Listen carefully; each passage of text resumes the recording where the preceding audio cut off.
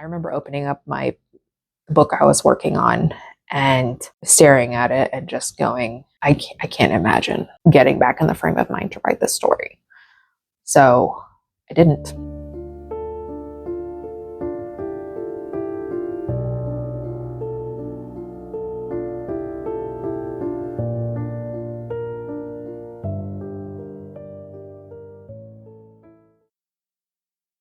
It's been a hot minute. I haven't talked to anybody in quite a while, and to be honest, I haven't really felt like it since last year.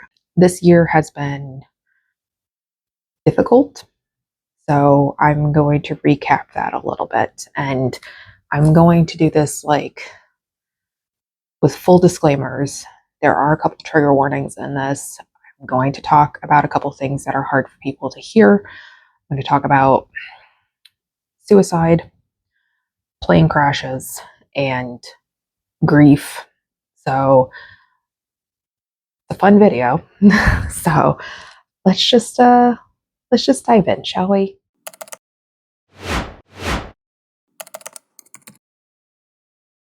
Today we're going to talk about my 2025, and as you can tell from the title, the emotional roller coaster that has been this year. I have been off the grid writing wise since probably January, December-ish. I haven't posted on Instagram in a long time. My TikTok, there was a whole issue with it where my ad account got banned and I got really disenchanted with TikTok. So I decided that it probably wasn't really worth it for me to keep it, but I still have the account up in case anybody wants to find it. But I shut down my shop and it was an ordeal. So I haven't posted anything on there since January either. I haven't really wanted to do anything, and I haven't been writing since January either. So I'm just going to put that out there. It's been that kind of a year. I'm here. We're going to talk. I've got my comfy clothes on. I just did yoga for the first time in like 2 years, so I'm feeling it today. I've got my emotional support beverages. I have my second cup of coffee. I may need a third cup of coffee halfway through this. So, because I think this is going to take me over an hour to film, but I'm going to try and cut it down to like 30 minutes, unless it's like really important that I talk about some of the stuff in here. And you'll see why, because some of it is really important. I've got my tissues because I suspect there might be some crying. You'll figure out why. And if the trigger warnings didn't give you any idea, then here's your final warning. I have a glass of water too, in case that happens. So I have my tablet next to me with my list of topics to kind of keep myself on track, because I have a feeling that I'm going to go down a couple rabbit holes on this. I'm going to go on tangents. We're going to start with a recap. I'm going to talk about my writing situation a little bit. I'm going to talk a little bit about how I've been working on getting out of my rut. I don't really call this advice because it's really terrible advice if it is advice. And then I'm going to talk about dealing with the emotional challenges from this year and my plans moving forward. So here we go. My 2025, we have to go back to December of 2024. This is where my trigger warnings are coming in. December of 2024 was a horrible month. About halfway through the month, about a week after it happened, I learned third hand that a friend of mine had died by suicide. I'm not going to pretend not to know stuff about this because I've had suicidal thoughts since I was like a teenager. I highly recommend therapy to anybody who's going through things, and I will link some of the crisis hotlines, etc., down in the description below. I also donate regularly to the organization To Write Love on Her Arms, which is a suicide prevention organization. I'll link to their donation page below as well. If you feel so inclined to give to them, I highly recommend it. They also do t-shirts. I have a t-shirt from them. Anyway, back to my point. The friend that died by suicide had an attempt about 18 months prior to this and had been making strides in the right direction. There had been some difficulties. We had talked about this. I had shared with them some of my mental health struggles to empathize a little bit. They didn't know this, but I had gotten really close in 2019. I got back into therapy a year and a half later. There was just a lot of heavy stuff in my life. I just want to tell you that you're not alone in all of this. I wish I could have told this to that person more. To Write Love on Her Arms always says, choose to stay. I will repeat that refrain. Choose to stay. That was where this started. Because it was so close to Christmas, there was no memorial done in December. The mutual friend of ours who had been talking to me told me they would do a memorial in January. I had requested to go because to be like told when it was and everything. I really wanted to pay my respects in some way. I wanted to be there with the other friends and connect with them about everything that had happened, because there are friends who are way closer to this person than I was. I had talked to this person, this mutual friend, the Thursday before we were leaving for California, because we were going to California for a week, and I just wanted to give them a heads up. If they planned it over the weekend that I was gone, then that's fine. I'll just miss it, and that's okay. I just wanted to be told when it was, so that way I would know. And they were like, oh, we haven't planned it yet. We're still working on it. That's what they told me. Fast forward to Sunday, another mutual friend of ours posted on Instagram a picture from the memorial that was happening that Sunday. So like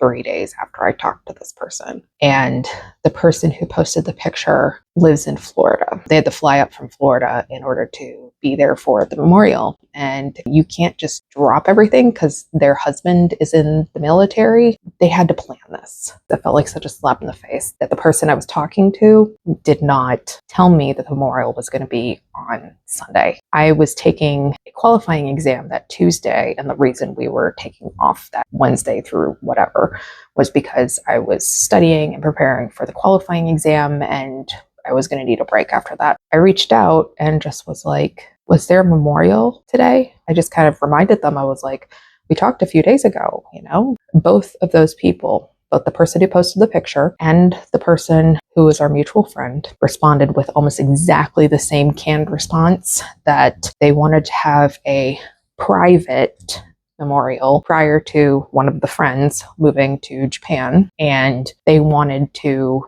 have a public memorial in February when I would be allowed to come. The picture got taken down immediately. I asked them kind of bluntly, should I just take the hint? And I got no reply to that. I just had to let it go in the moment. I was getting ready to take the qualifying exam 2 days later. I didn't have the bandwidth or the motivation to deal with it right then. So I just boxed it up and put it aside. 2 days later, I took my exam. Fun fact, I wouldn't find out for 3 weeks, but I passed it. After my exam, I met up with one of my good friends and told her what had happened. And her immediate response was, those people are not your friends. If they're treating you like this, they're not your friend. That really hit me sideways. I had to really think about that. The next day we got on the plane to California to visit my husband's aunt and uncle. We were out there for a week. It was a great visit. I told his aunt and uncle like what had happened, and his aunt told me almost exactly the same thing, that those people were not my friends if they were excluding me for something like this, something this pivotal where one of our friend group had died. And I feel guilty even feeling bad about this, because I feel like it takes away from our friend's death. That is the bigger picture item. And my counselor was like, I want you to ask yourself if you need the memorial to find closure and to find peace over this. In the end, the answer was no. So I didn't need them to close the book on that. I was told by both the friend I had lunch with and my husband's aunt and uncle and a couple of other people that I should just block them. I was going to do that, but I just want to say, I didn't say this in the video, but I did end up actually blocking them about 2 months later. So just wanted to drop that in there because I forgot to actually say that. Then we get back from California the day after the inauguration, and my 9 to 5 is directly impacted by the administration in the White House. So it didn't matter who it is, like it would have impacted me one way or the other. I was dealing with that for the next week, like dealing with the adjustments, with all of the executive orders, the return to office stuff, the whatever, because fun fact, I was like way outside the radius of remote. So I lived far enough away that I was still remote at that time. I was so focused dealing with that I didn't have time to deal with blocking those friends and addressing that, because I was debating whether or not to say anything to them anyway, and I didn't at the time. Then the this is when the next big thing happened. This is where this video is going to get hard for me.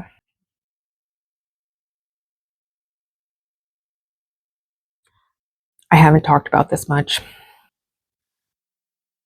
As some of you may recall, this was all over the news. On January 29th, there was a mid-flight collision by Reagan National Airport where an incoming flight, American Airlines Flight 5342, collided with a military helicopter, and everybody both on the plane and the helicopter were killed. What came out after that, what I found out immediately that night from a friend texting me, a young friend texting me, a teenage friend of mine, that there were figure skaters coming back from the U.S. Figure Skating Development Camp with their families and their coaches on that flight. Of the 67 people, 3 on the helicopter, the rest on the plane, 28 of them came from the figure skating community because there were some connecting through to Boston on the late flight. There was a bunch of them from this area that would be just coming home. And I'm a figure skater. I started as an adult. I made friends as an adult. I started when I was 31. I had competed like 3 weeks prior to this. So I'm very much involved with the community. I am on the board of directors for the Washington Figure Skating Club. I help run the competitions that we run around here. So I know these people. I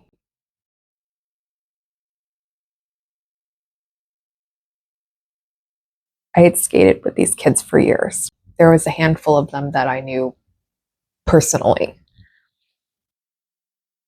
One of the kids I had spoken to right before he left for nationals, like 2 weeks prior, and I told him how much I loved his program from this year. I told him how much I was proud of him, and I had seen him when he was like a little kid, like, 7 years ago. So, and he was like 13, 14 now. My teenage best friend, who was the one who messaged me, I met him in my first year of skating, and he was 10 at the time.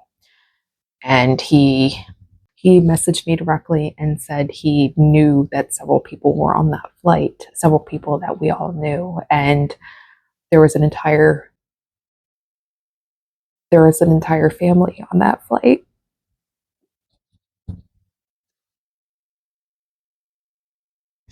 And I skated with them in theater on ice for 2 years. And the mom was so nice to me. She treated me like I was part of that team. And I'm not the best skater. So, like, I was probably one of the worst skaters on the team. So to be treated like I belonged by somebody like that, and her daughters,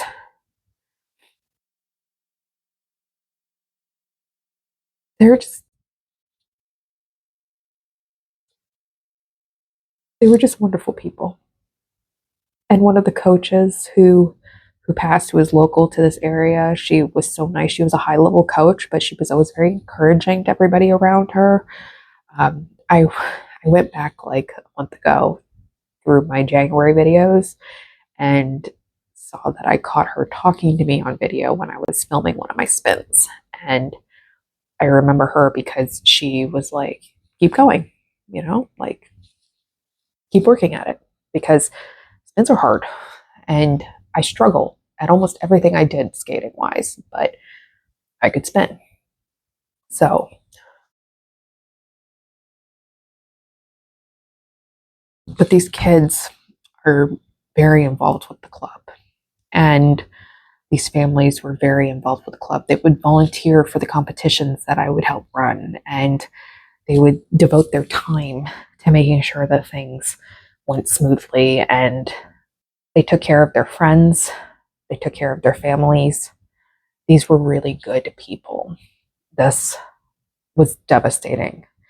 And we had back-to-back memorials the Sunday after the crash, and I'm telling you, it was hard to find a dry eye in the whole house. And skating is a family. Everybody from the little kids all the way up through the high level skaters in our club showed up to these memorials and supported the memorials. I did the music for it. On my page, there's a Flight 5342 memorial playlist, and that's the playlist from those events. It will break your heart to listen to it. Just fair warning if you decide to pick it up. I tried to keep skating after that, and I got a couple weeks into February before I told my coach I couldn't do it. I kept tripping, and your mind affects your skating more than anything at all. Like, your physical condition is important and your training is really important, but if your head's not there, you're gonna blow it. The last lesson I had with my coach back in February, I was doing a step that I had done probably, I don't know, hundreds of times. And it was one of the things that I actually found easy to do. And I caught my skates toe pick, and I took out my coach. We both went down. And the other coaches were like, "Are you guys okay? Is everything okay?" And we were both fine. Like, I wear knee pads when I skate because I'm realistic about my abilities. But that was like the second or third time I had been doing that step and I had gone down. So, and it was like the second or third lesson that something like that had happened. And I really think that had to do with my head not being in it, my heart not being in the skating at the time. I told my coach I needed a break. Stuff happens sometimes, and you have to give yourself the grace to step back and take care of yourself. So what I did was I stepped away. I got tickets through the club for the Legacy on Ice show that was done at Capital One Arena. That was a memorial skate event for all of the skaters from both here and Boston that died. I went to that. That was March 3rd. That was the last time I left the house for 3 weeks. I wouldn't say that I wallowed exactly, but I would say I shut down a little bit. What got me out of the house was a doctor's appointment. And I told my doctors what was going on with me, and they were like, "Geez, what the heck?" Because between my friend dying and between the plane crash, I knew about 7 people who had died since December. So that's a lot of people. That's a lot of people all at once. I had shut down, gone inward. I stopped writing in January, like immediately after all this happened. I remember opening up my book I was working on and staring at it and just going, I can't imagine getting back in the frame of mind to write this story. So I didn't. I shut it, and I shut the file. I didn't open it for weeks, months, I think. I went to the doctor's appointment at the end of March, and then, as an aside, so you have a little bit of backstory here. Back in August of 2022, I was hospitalized because I went blind in my left eye. I recovered my vision later, but this is how I found out that I have this rare autoimmune disease called MOGAD, spelled MOGAD. It stands for myelin oligodendrocyte glycoprotein antigen disease. If you want to Google it, the Mayo Clinic has a really good page explaining it. So it's a central nervous neuroimmunological disease. So it attacks the optic nerve, the brain, and the spinal column when it's in its advanced stages. It's actually more common in kids than it is in adults, but it does happen in adults, and it usually presents with the first thing. It's called optic neuritis, where your optic nerve gets attacked and it causes you to go to blind. So by the time you go blind, it's already been attacked. So I was on medication for it for months. I had to have all kinds of crazy tests in the hospital that I had never had before. I'd never had an MRI before that. And fun fact, to date, I've had 10 MRIs since 3 years ago. So every year I have to have a brain MRI done, and I do it in the spring. All of that is aside to tell you that the end of March, I had to get out of the house to go to the hospital to get my routine MRI done on my brain, which I do every year. This brain MRI, we got the results back like a couple days later. The MRI came back abnormal. which is the first time that has happened.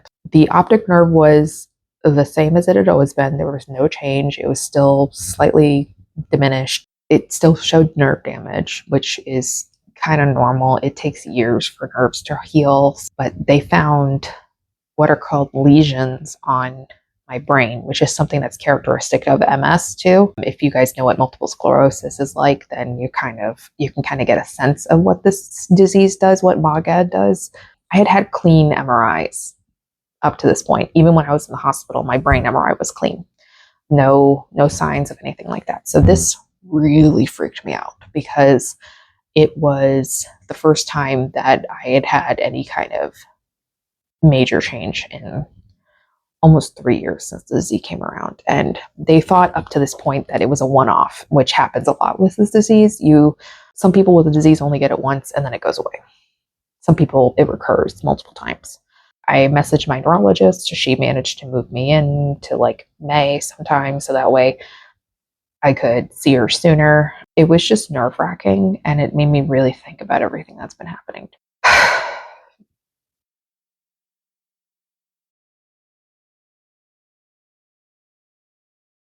Yeah.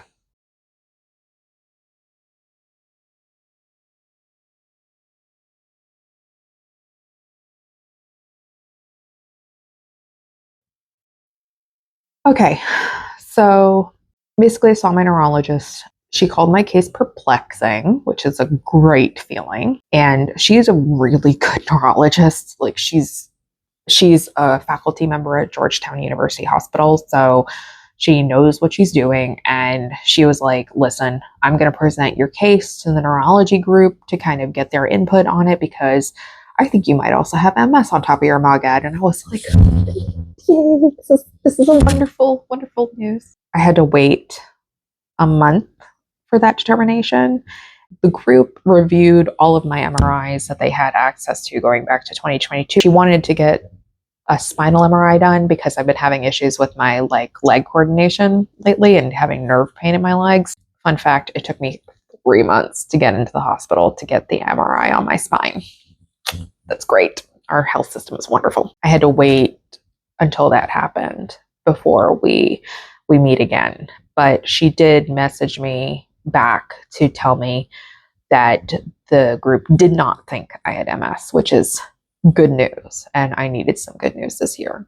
The not so great news is my MOGAD seems to be flaring up as a recurring disease now, but that is handleable. It is not as dire as other neurological diseases, and it is manageable at the moment. And a good thing is it's not affecting my vision either. She put me on some medication to deal with the nerve and muscle issues I've got in my legs, and I just sort of muddled through a couple months. We went to the beach a couple times over the summer. We did some things to just kind of take ourselves out of this year. The next thing that happened was we have this competition in the figure skating club every August, and it was called Potomac Open, but we renamed it this year to Potomac Memorial Open in honor of the skaters who passed in the January plane crash. We came up with the idea of doing memorial trophies, and I got the opportunity to design the memorial trophies and did sketches of each of the 4 individuals we were doing memorial trophies for, 3 skaters, the 1 coach. I did all the sketches. I might put them up on the screen so you guys can like see what I'm talking about, but that was a great outlet for my feelings because I really had been just avoiding everything and sort of bottling it up. We also did this thing. There are these things called shoelace charms. You might have heard of them because they're kind of like something you could just put on your sneakers or whatever, but figure skaters can put them on their laces on their boots. I created a design that the company then turned into a real design. So I'll put the sketch up on the screen somewhere, but this is the design. See that there.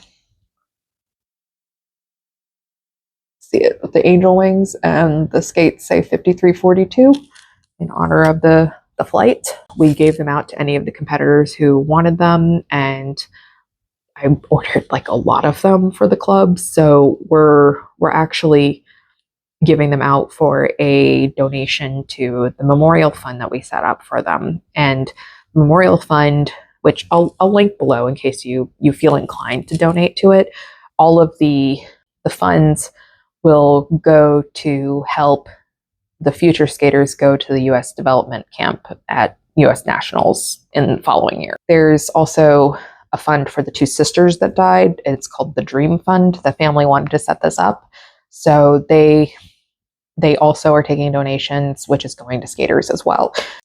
The two that I have here, I'm mailing out to somebody because we're like, if you want one of them, it's like $15. If you want two, it's $25. And we did a bunch at the competition. Like, some people just donated and got them at the competition. It was really nice to get to design that and kind of put my feelings into it. At the competition, a couple of the families of the skaters who passed and the coach who passed were there to present the trophies in honor of their loved ones. I had this really nice conversation with the mom of the skater who I had talked to right before National. I had never met her before, but I had known him and his sister because they skated at the rink that I started at, and I'd seen them like coming up through the ranks, and he was such a talented skater. It breaks my heart that he's gone. I got to talk to them at the rink. His sister recognized me from when we were skating together back at the old rink I used to skate at. I got to tell his mom about the conversation I had with him about how hard of a worker he was and how much he inspired me to be a better worker. And that's one of the things I kept thinking about when I was skating back in February. He's not going to be here. He would jump. If he fell down, he would get up, circle the rink, jump again. If he landed it, circle the rink, get up, jump again, just keep going. He's a hard worker. And he would just keep moving, keep moving, keep moving. And I admire that so much because it takes a lot of fortitude to be a skater. It takes a lot of mental fortitude. I'm just glad that I had the conversation because it actually gave me a sense of closure. It helped me let go of some of the grief. Grief is hard. It creeps up on you at the weirdest times. It will knock you over when you least expect it. Grief is one of the most universal emotions. It is something that everybody goes through at some point in their life, whether it's a parent or a friend or a family member of some kind. So we all experience this one thing. I'm glad I was able to experience that and talk to them. That brings us to where we are today. So, fun fact, August, I went back into the office for the first time in over a year. So I dyed my hair purple to kind of protest.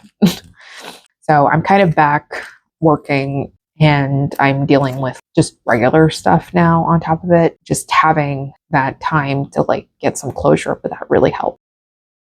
That brings us to my writing situation. So let's talk about this for a few minutes. I was writing like crazy in this. I'm trying to describe the book. It's a romantasy, but it's also Lovecraftian. It was originally Taming the Demon King on the Kindle Vella books, but obviously like Kindle Vella's gone, so I just decided to revamp it. I'm coming up with a new title because that doesn't really make sense anymore, but I was working like crazy. I hit 85,000 words in January.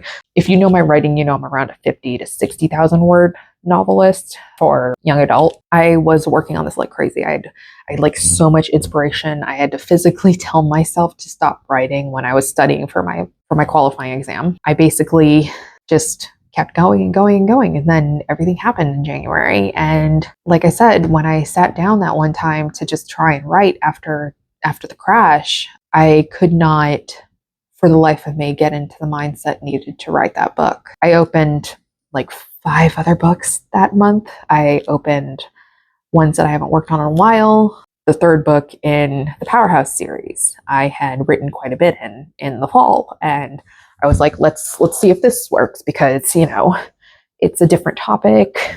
I had written the first book, Altair, my debut novel. I wrote it in the wake of my mother's death. So I poured all my grief anger into that, but I didn't have that this time. I didn't have anger so much as just sadness. And I guess disappointment is the way to put it, because losing these kids means that we lost their futures. We lost everything that they were going to be. And because of that, we were never going to see what they were going to become. I feel sad and disappointed and just heartbroken. It didn't work to write Penelope, the main character of the Powerhouse series, because she's always angry. I couldn't write it. I went through a lot of things. I just had to give myself some grace to not write, to not even look at my novels for a while, and to just give myself space to heal. As I told you, like, I had a moment last month in August that I came away from that competition feeling like I had managed to not move on. You never move on from grief, but just move forward a little bit. A couple weeks ago, I started rereading the book I was writing back in January, The Romantasy, and just kind of like skipping around in the book, rereading some sections, kind of reminding myself a little bit of what I've been writing in there. And I realized I needed to reread the entire book, but I also opened the third book in the Powerhouse series. I actually wanted to work on it. I wanted to write it, but again, I'm going to have to review Altair. I'm going to have to review Lucy to make sure I don't forget anything and accidentally write in an incongruency or something with a continuity error. So that's where I'm at right now. I'm not actually writing so much as reviewing what I had written. That's what I'm working on right now.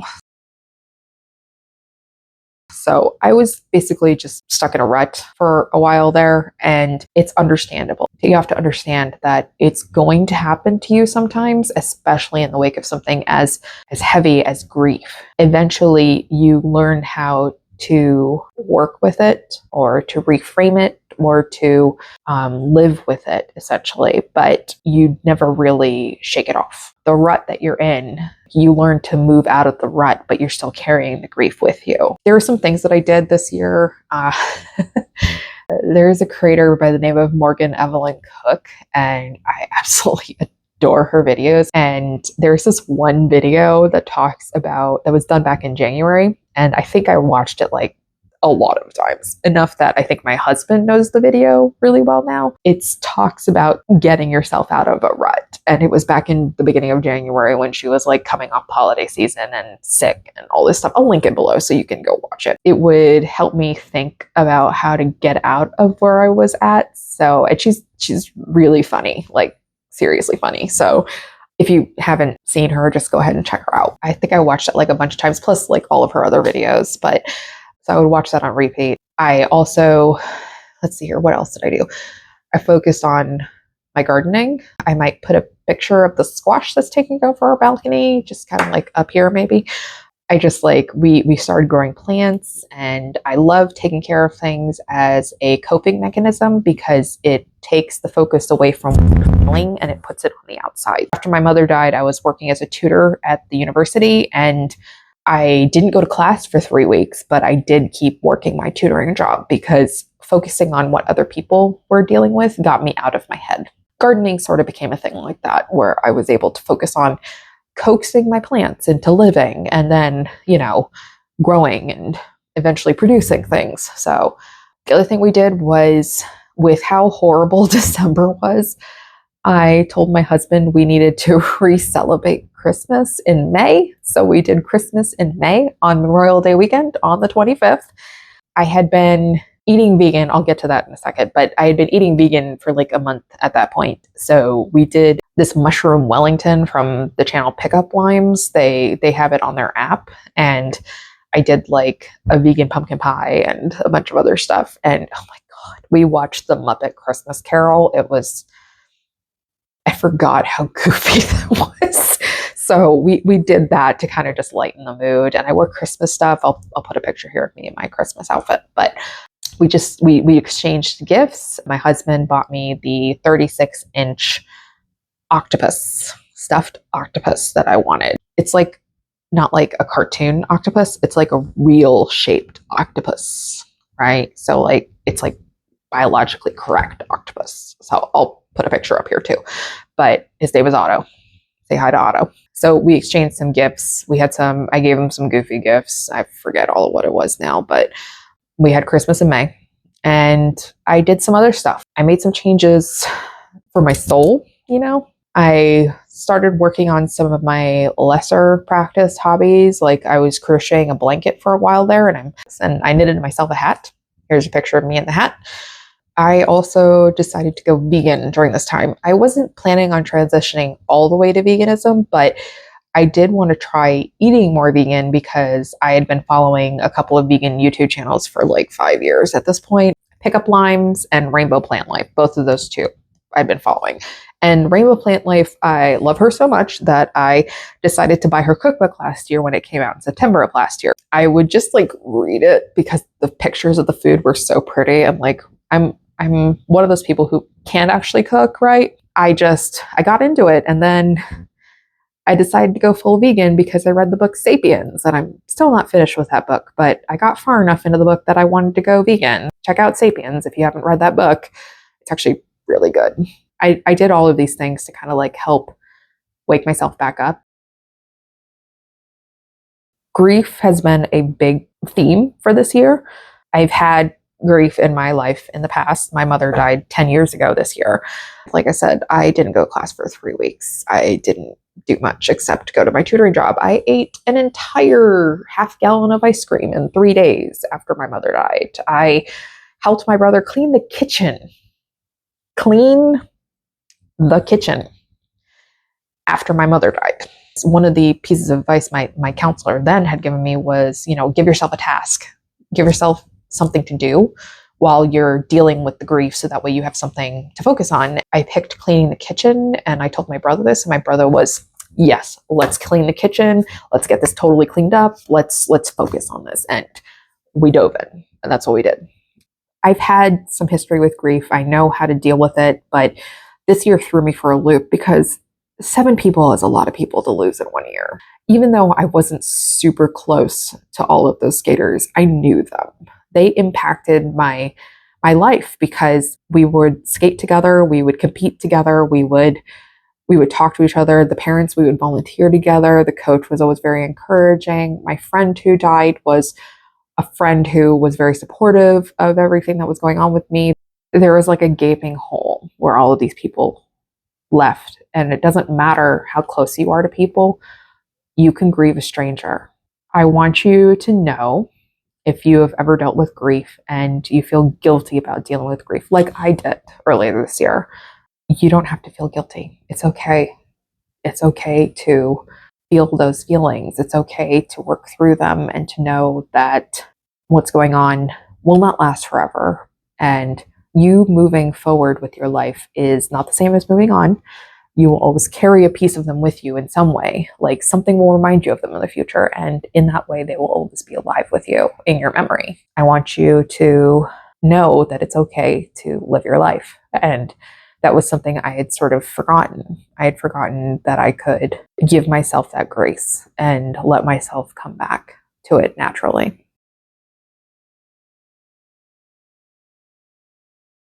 So that brings us to what I have planned going forward. I'm going to try this again. I'm going to try and do a check-in. Like, I'm not going to commit to this 100% because I cannot, but maybe like every 2 weeks, give or take, just do some gentle tracking. Because last year I had a bullet journal for my writing, and I had started one this year, but obviously I haven't been doing my bullet journals either because all of my hobbies just went poof. What I think I'm going to do is I'm going to check in to kind of hold myself slightly accountable. We're going to say roughly every 2 weeks, but no guarantees. It might be 3 weeks. It might be 1.5.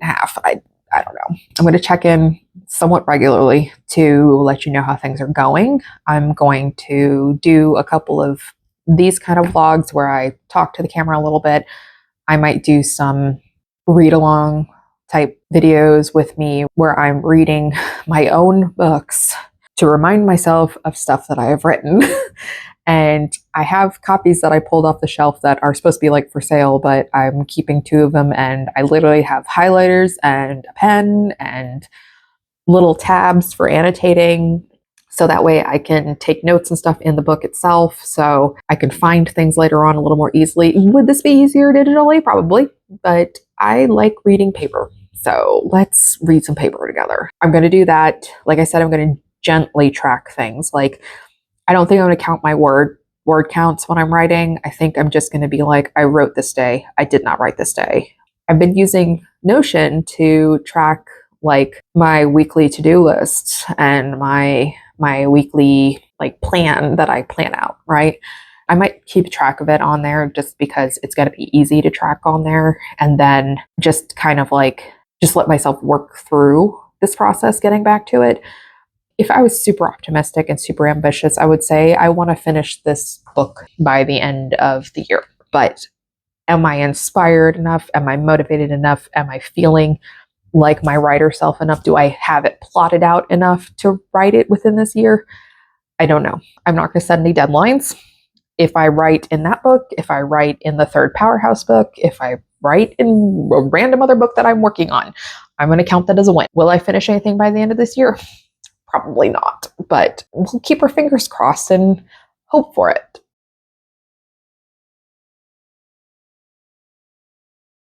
So that's everything that I wanted to talk about. Like I said, this was going to be a long video. I'm hoping I can cut it to 30 minutes, but it might be closer to 45 looking at the timestamps on my recorder right now, but we'll see. I'll link everything below, including the crisis hotlines, the donation links for To Write Love on Her Arms. Please do donate to them. They're a great organization. Also to the Memorial Fund for the skaters who passed. I want to say thank you if you stayed till the end of the video, because this was a really personal and emotional video for me to film, and I knew it was going to be, hence the box of Kleenex. I will see you in the next video, and I hope you're having a better 2025 than I am.